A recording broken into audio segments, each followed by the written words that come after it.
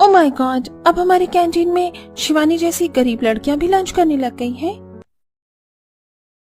Really मैंने तो देखा ही नहीं। वैसे शिवानी तुम यहाँ क्या कर रही हो? यहाँ तुम जैसे गरीब लड़कों के लिए कैंटीन में खाना नहीं मिलता। राइट बेब्स, और वैसे भी तुम्हारा खाना तो गरीबों वाला ही होगा, जैसे दलिया, खिचड़ी, उपमा, पोहा। इस तरह का खाना तो तुम कैंटीन के बाहर बैठकर भी कर सकती थी। कैंटीन में खाने की क्या जरूरत है? एक्सक्यूज मी, कॉलेज में मैं भी उतनी ही फीस भरती हूँ जितना आप लोग भरती हैं, इसीलिए इस कैंटीन पर मेरा भी उतना ही हक है जितना आप लोगों का। इतना कहने के बाद शिवानी अपना लंच बॉक्स खोलती है, जहां लंच बॉक्स में hakka noodles, sandwich, red sauce pasta, white sauce pasta, chilli paneer, chaat जैसे अनेकों अमीरों वाला खाना निकलता है और खाने की खुशबू कैंटीन के चारों तरफ फैल जाती है। ओहो, क्या खुशबू आ रही है इस गरीब लड़की के खाने से। ये तो अमीरों वाला है श्रद्धा। सच में ऐसे खाने की खुशबू तो हमारी कैंटीन के खाने में भी नहीं आती। और देखो श्रद्धा, तुम तो दलिया, उपमा, खिचड़ी कह रही थी, पर ये तो sandwich, noodles, red sauce pasta, veg cutlet और एक्सपेंसिव खाना है। अगर आप लोग चाहें तो मेरा खाना ट्राई कर सकती हैं, मुझे कोई प्रॉब्लम नहीं है, मैं एक्स्ट्रा लेकर आई हूँ। खबरदार जो किसी ने इस गरीब लड़की का खाना खाया तो चलो यहाँ से, हम बाहर महंगे रेस्टोरेंट में एक्सपेंसिव खाना खाएंगे। श्रद्धा जबरदस्ती अपने दोस्तों को कैंटीन से बाहर ले जाती है। वहीं कॉलेज के दूसरे स्टूडेंट्स शिवानी के साथ बैठकर उसका खाना खाते हैं। शिवानी, तुम्हारा खाना तो सचमुच बहुत ज्यादा स्वादिष्ट है। ये तो बहुत महंगा होगा ना? नहीं, ये सारा खाना मेरी भाभी ने घर पर ही बनाया है। मेरी भाभी की कुकिंग स्किल्स बहुत अच्छी है, तो वो ऐसे ही कुछ न कुछ बनाती रहती है। वाह, ये तो बहुत अच्छी बात है। इस तरह तो तुम गरीब होकर भी अमीरों वाला खाना आराम से खा लेती होगी। हाँ, तुम ऐसा कर सकती हो।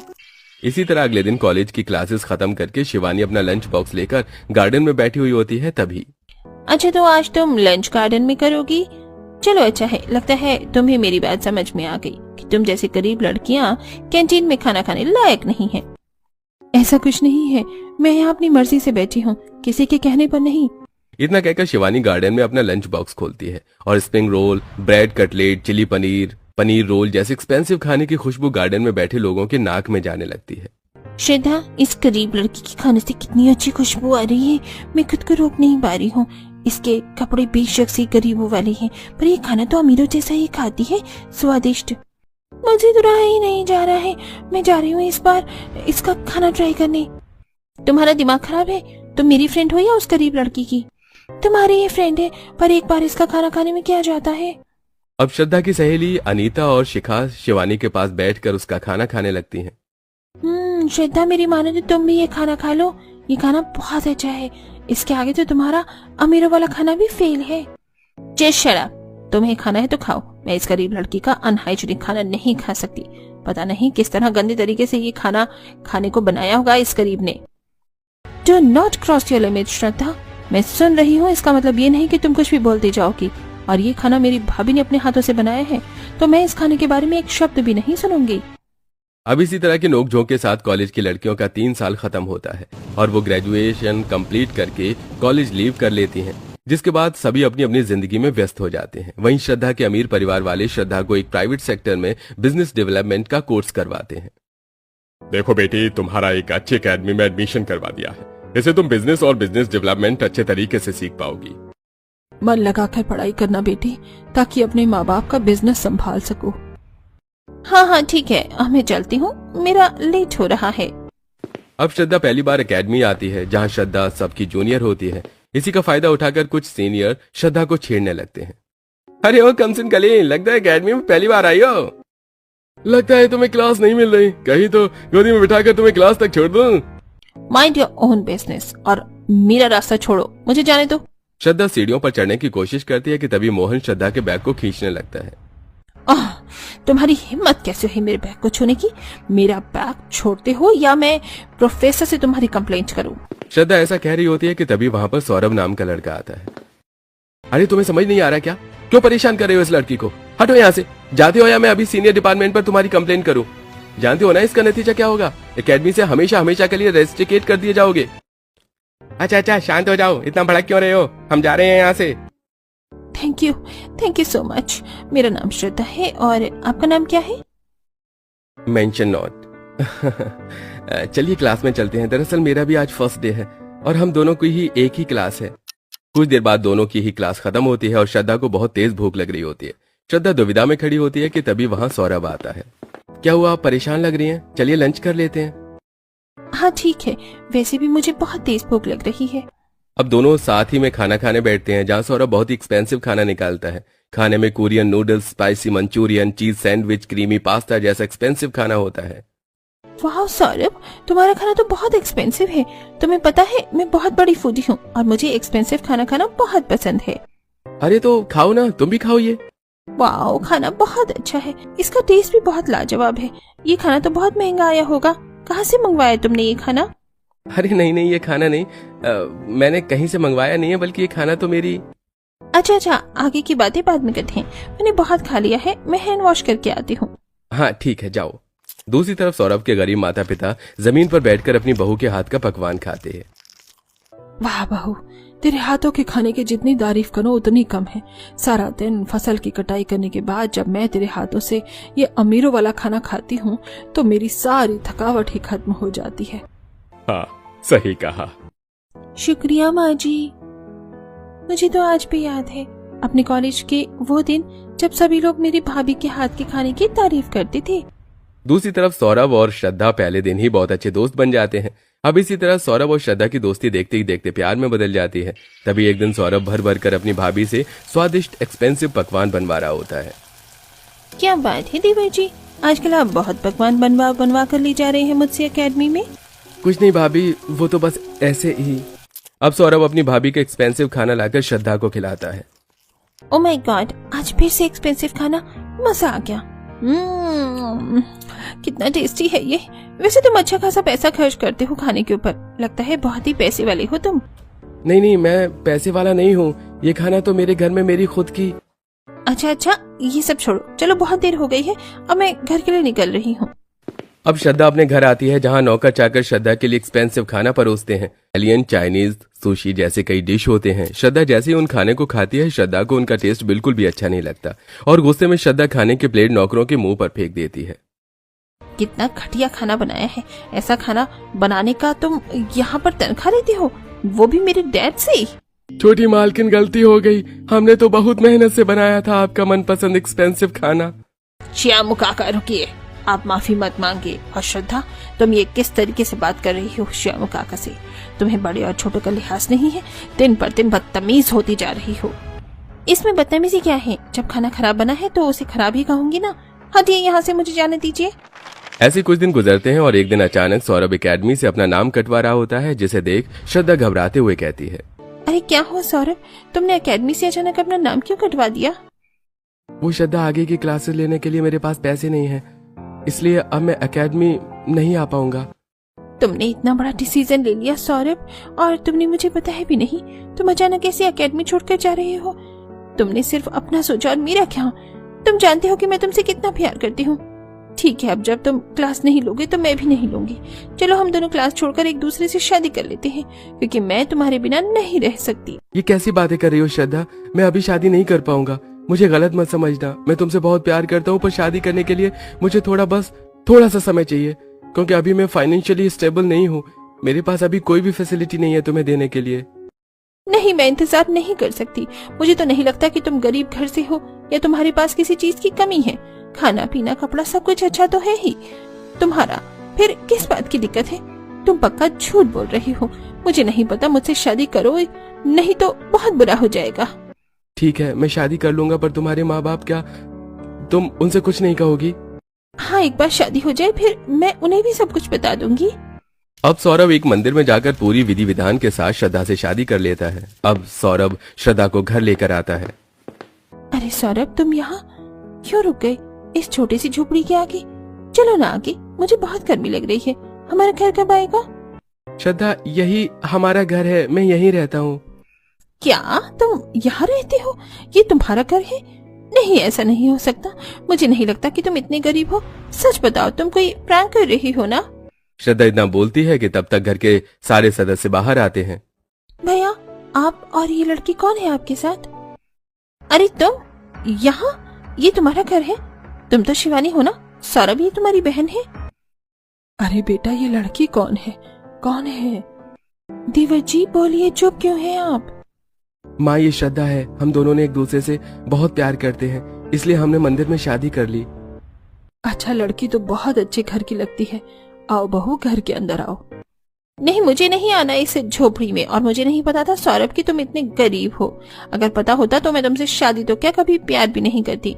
मैं शादी को अभी यहीं तोड़ रही हूँ। मैं अभी अपने पापा को बुलाती हूँ, मैं उनके साथ चली जाऊंगी। श्रद्धा फोन करने के लिए जैसे ही नंबर डायल करती है तब तक उसके मम्मी पापा कार लेकर वहां पहुंच जाते हैं। मम्मी पापा आप आ गए। पापा, मम्मी, मुझसे बहुत बड़ी गलती हो गई। मैंने जाने अनजाने में एक गरीब लड़के से शादी कर ली, पर मैं अब इस शादी को तोड़ रही हूँ। मुझे यहाँ से ले चलिए पापा। नहीं, हम तुम्हें अपने साथ नहीं लेकर जाएंगे, क्योंकि ये तुम्हारा खुद का फैसला था, और वैसे भी तुमने ये कर करके हमारे खानदान की बहुत बड़ी बदनामी करवाई है। अब वापस आकर और बदनामी करवाने की कोई जरूरत नहीं है। हाँ, सही कहा तेरे पिता ने। अब जो है यही तेरा घर है, और इसे तूने अपनी मर्जी से चुना है। इतना कहकर श्रद्धा के माता पिता वहां से चले जाते हैं। सौरभ, तुमने ये ठीक नहीं किया। तुमने मुझे धोखा दिया है। कैसा धोखा श्रद्धा? मैं तो तुम्हें हर चीज क्लियरली बताने की कोशिश कर रहा था, पर तुमने ही मेरी बातों को समझने की कोशिश नहीं की। और अब जो भी है यही है, इसलिए अब घर के अंदर चलो। पहले ही तुमने बहुत तमाशा कर दिया है। अब श्रद्धा की सास अपनी अमीर बहू का गृह प्रवेश करती है। श्रद्धा कलश गिराकर घर के अंदर आती है और अगले दिन सुबह, बहू आ गई, तुम चलो अब पहली रसोई का खाना बना लो। 1 मिनट मामी जी, मैं नौकरानी नहीं हूँ इस घर की जो आप लोगों के लिए खाना बनाऊं। अब दीपांशी खुद ही अपनी देवरानी के लिए veg pizza, chowmein, fried potato, manchurian जैसे एक्सपेंसिव को खाने को बनाकर खाने की मेज पर परोसती है। शिवानी श्रद्धा के कमरे में जाकर, भाभी चलिए खाना खा लीजिए। शिवानी, तुम मुझसे इतनी अच्छी तरीके से क्यों पेश आ रही हो? मैंने तो तुम्हारी बहुत गंदी बेइज्जती की थी ना कॉलेज में। मैं उन चीजों को भूल चुकी हूँ, और अब आप मेरी भाभी हैं, मुझसे बड़ी हैं। आपकी इज्जत करना मेरा कर्तव्य है। चलिए खाना खा लीजिए। नहीं, मैंने अपना खाना बाहर से मंगाया है और मैं वही खाऊंगी। अब श्रद्धा डिलीवरी बॉय से मैक्सिकन, कोरियन जैसे एक्सपेंसिव खाना लेकर खाने की मेज पर रखती है, जिसे देख दीपांशी कहती है, देवरानी जी, मैंने तो आपके लिए इतना सब कुछ बनाया ही था, फिर आपने बाहर से खाना क्यों मंगाया? वो इसलिए जेठानी जी, क्योंकि मुझे आपके हाथ का अनहाइजीनिक खाना नहीं खाना, और वैसे भी मैं अमीरों वाला खाना खाती हूँ। अब सभी लोग जहां दीपांशी के हाथ के खाने को खा रहे होते हैं, वहीं श्रद्धा अपना मंगाया हुआ बाहर का खाना खाने लगती है। इसी तरह दोपहर में सौरभ अपने माता पिता के साथ जब फसल की कटाई करके घर आता है तो वो देखता है कि उसकी पत्नी फिर से बाहर का खाना मंगाकर खा रही है। बहू, तू जो ये महंगा महंगा खाना बाहर से मंगा कर खाती है, ये सारा खाना तो तेरी जेठानी भी बहुत अच्छी तरीके से बना लेती है, तो तू वही क्यों नहीं खा लिया करती जो बाहर इतने पैसे बर्बाद करती है? आप कौन होती है मुझे रोकने वाली? मैं शुरू से ही ऐसे ही एक्सपेंसिव खाना खाती हूँ और आगे भी खाती रहूंगी।